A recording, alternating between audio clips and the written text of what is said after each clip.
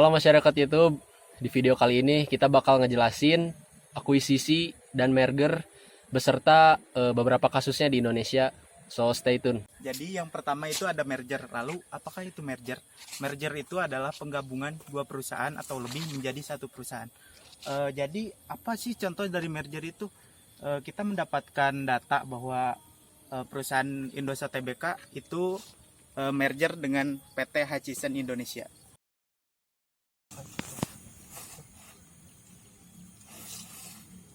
Oke, jadi tadi kita udah bahas tentang pengertian dari merger. Sekarang kita bahas contoh merger yang terjadi di Indonesia.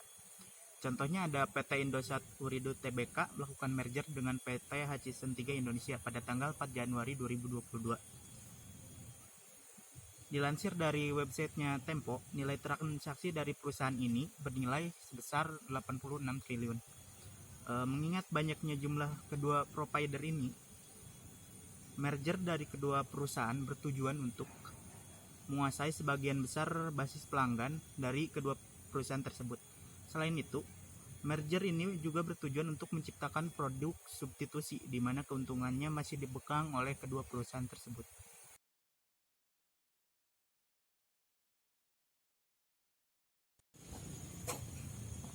Oke, tadi kan kita udah bahas merger. Sekarang kita akan bahas akuisisi. Nah, kalau kita kutip dari KBBI, akuisisi itu suatu usaha atau cara untuk memperluas perusahaan atau aset. Biasanya, akuisisi itu dimiliki dengan membeli 50% saham. Nah, yang membedakan dia dari merger adalah kalau merger itu kan dua-duanya setara, tapi kalau akuisisi itu hanya satu doang yang dominasi.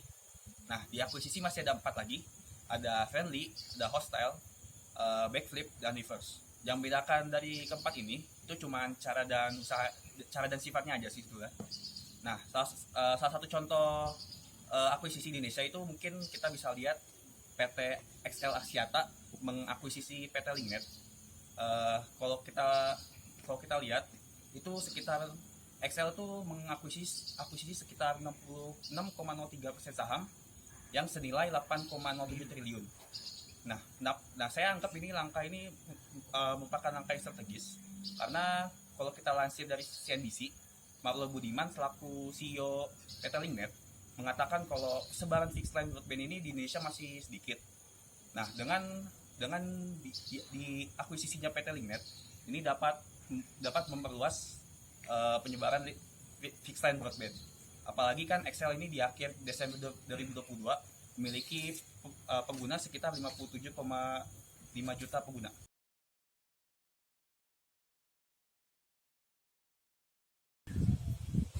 Akuisisi dan merger merupakan suatu kesatuan di mana sebuah perusahaan itu melakukan integrasi.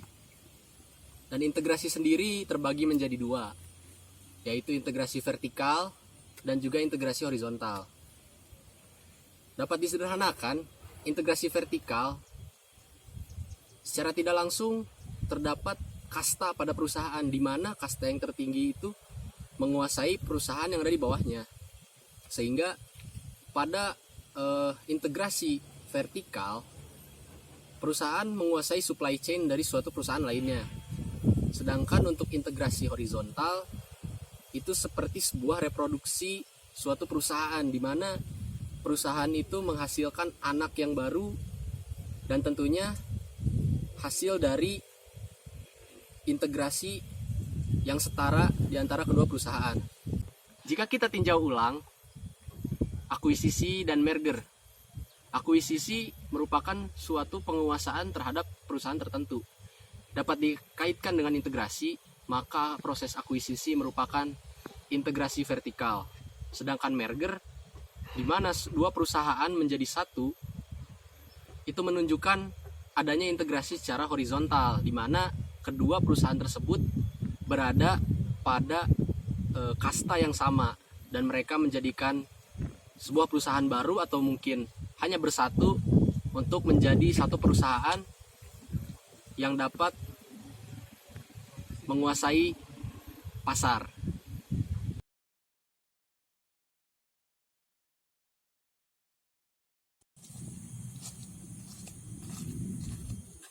Nah, contoh Contoh dari horizontal integration adalah mergernya Bank Niaga dengan Bank Lipo pada tahun 2008 yang ditandai dengan munculnya logo baru Bank CIMB Niaga. Dikutip dari Liputan 6, total pembelian saham Bank Lipo yang dimiliki oleh Santubong Ventures oleh CIMB Group adalah sebesar 5,9 triliun rupiah. Sedangkan khazanah atau induk usaha dari Santubong Ventures akan menerima 207,1 lembar saham baru di Bumi Putra Commerce Holding Berhad.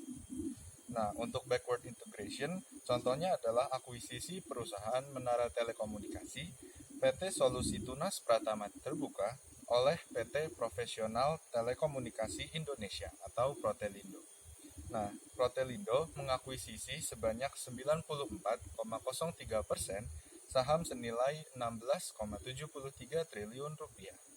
Dengan pengakuisisian ini, Protelindo mampu mengamankan input dari produksi menara telekomunikasi.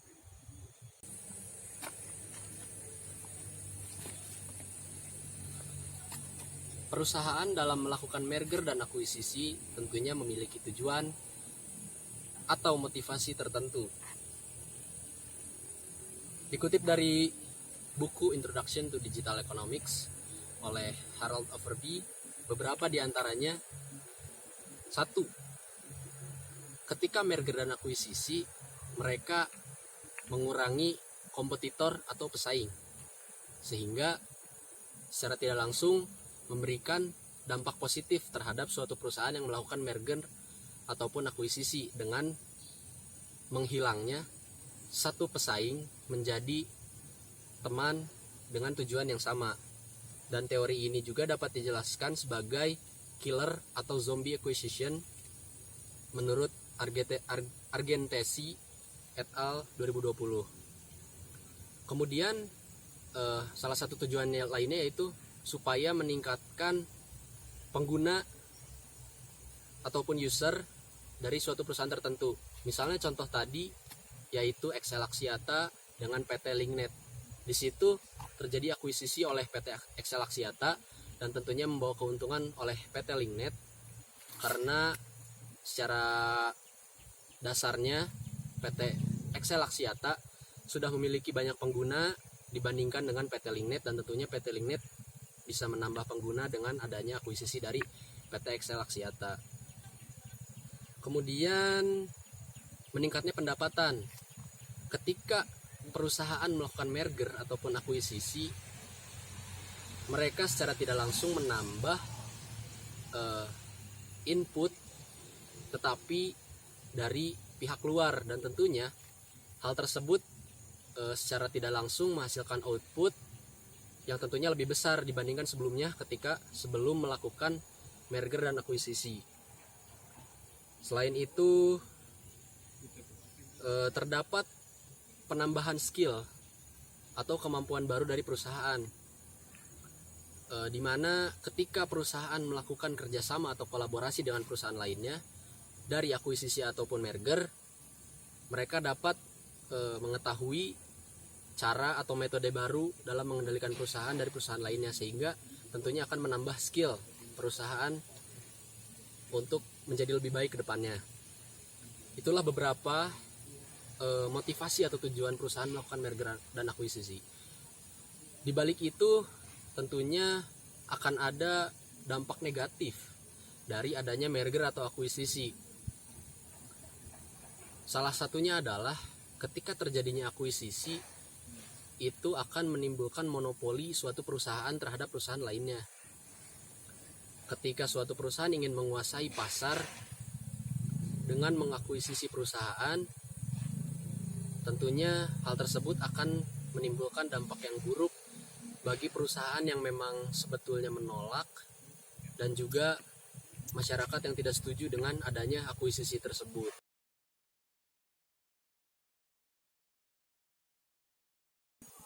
Dampak negatif tersebut tercantum dalam Undang-Undang Nomor 5 Tahun 1999 tentang larangan praktek monopoli dan persaingan usaha tidak sehat.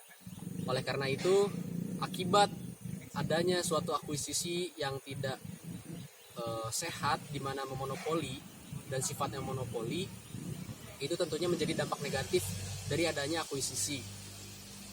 Sehingga tidak bisa dipungkiri bahwa terdapat sisi baik dan buruk dalam bentuk kerjasama atau kolaborasi merger dan akuisisi.